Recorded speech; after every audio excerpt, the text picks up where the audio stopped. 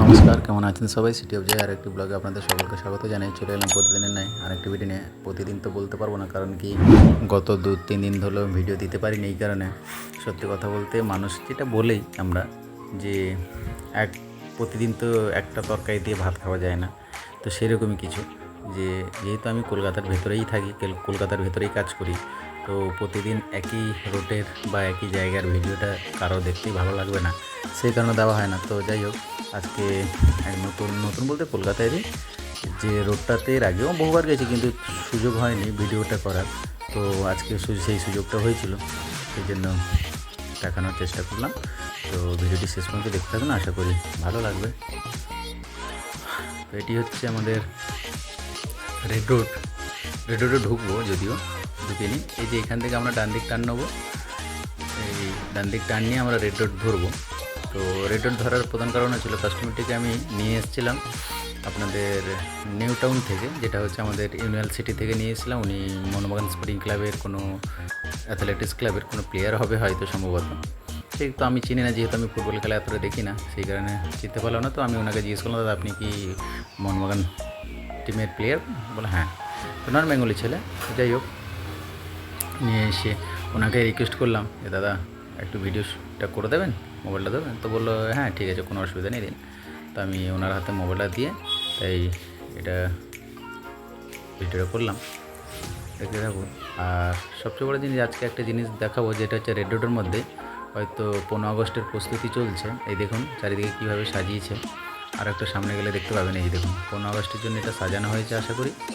আর এইখানে এই রুটে দেখতে গেলে যা দেখুন অনেক মিলিটারি বেস ক্যাম্প আছে, সব এই যে এইদিকে রয়েছে ক্যাম্পগুলো, বিভিন্ন রকম মানে আর্মিদের। এই দেখুন এখানে একটা লক্ষ্মী ভাণ্ডার বসানো আছে।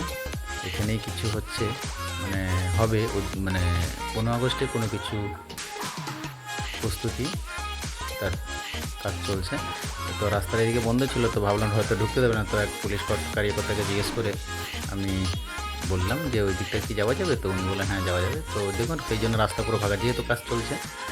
দিদি কীভাবে সুন্দর সাজিয়ে দেবো, আমাদের জাতীয় পতাকা রঙে কত সুন্দর প্যান্ডেলটি সাজিয়েছে। এখানে আর একটি কী আসছে, লক্ষ্মী ভাণ্ডার বা কিছু একটা এরকমই কিছু, খুব সুন্দর লাগছে কিন্তু দেখতে। তো জানি না 15 আগস্ট হয়তো প্যারেড শো কিছু হবে, দেখতে অবশ্যই ভালো লাগবে। আর আমি হয়তো, আমার তো সুযোগ হবে না হয়তো যাওয়ার, তো যারা আসতে চান এসে দেখতে পারেন।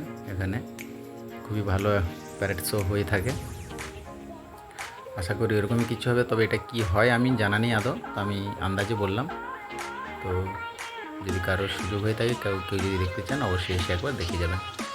তো আমি যাবো মোহনবাগান স্পোর্টিং ক্লাবের ড্রপ ছিল, তো আমি এখান থেকে সোজা এগিয়ে যাওয়ার পরে বাঁ দিকে যে ক্রসিংটা দেখতে পাচ্ছেন সব মাঝখানে যে বাসগুলি যাচ্ছে, ওইখান থেকে বাঁ দিক নেবো। দিলে আমাদের যে ঐতিহ্যপূর্ণ একটি কলকাতার, সেটা হচ্ছে আমাদের ইডেন গার্ডেন, সেটাও কিছুটা দেখাবো আপনাদের। আর এই দেখা যাচ্ছে দূর থেকে ইডেন গার্ডেন্সটা দেখতে পাচ্ছেন। আর এখানে দেখুন শহীদদের ইয়ে করা রয়েছে, সৌধ একটা। এই যে আমরা বাঁ দিকে নিয়েছি, বাঁ দিকে নিয়ে সোজা এগিয়ে যাওয়া গেলে ডান দিকে এই যে ক্রিম কালার যে বিল্ডিংটা দেখছি, ওটা হচ্ছে কিন্তু আকাশবাণী ভবন। তো দেখুন এই গেলে কিছুটা দেখাতে পারে। আর সবচেয়ে বড় কথা কী বলুন তো, এই যে ভিডিওটা যাকে দিয়ে করাচ্ছে, ও মানে ইচ্ছার বিরুদ্ধে যদি কাউকে কিছু কাজ করানো যায়, সে তো এরকমই করবে। তো সেই রকম হচ্ছে, এটাই ওনার হয়তো ইচ্ছে ছিল না, তো তবুও করেছে যতটুকু পেরেছে। যাই হোক, দেখতে থাকুন। এটি হচ্ছে, এটা ডান দিকে যেটি ইচ্ছে আমাদের, এটা হচ্ছে আমাদের কিন্তু ইডেন গার্ডেন্স। দেখুন সব ছবি লাগানো আছে তারকাদের, বিরাট কোহলি, কপিল দেব, MS ধোনি সবারই আছে। আর বাঁ দিকে হচ্ছে ইস্ট বেঙ্গল মোহনবাগান ক্লাব। তো যাই হোক, একটু এগিয়ে গেলে। তো আজকের ভিডিও এই পর্যন্ত, দেখা হবে পরবর্তী ভিডিওতে। ভালো থাকবেন, সুস্থ থাকবেন। আরও নতুন ভিডিও পেতে চ্যানেলটা অবশ্যই সাবস্ক্রাইব করে নেবেন, পাশে থাকা বেল আইকনটি বাজিয়ে দেবেন। নমস্কার, শুভরাত্রি।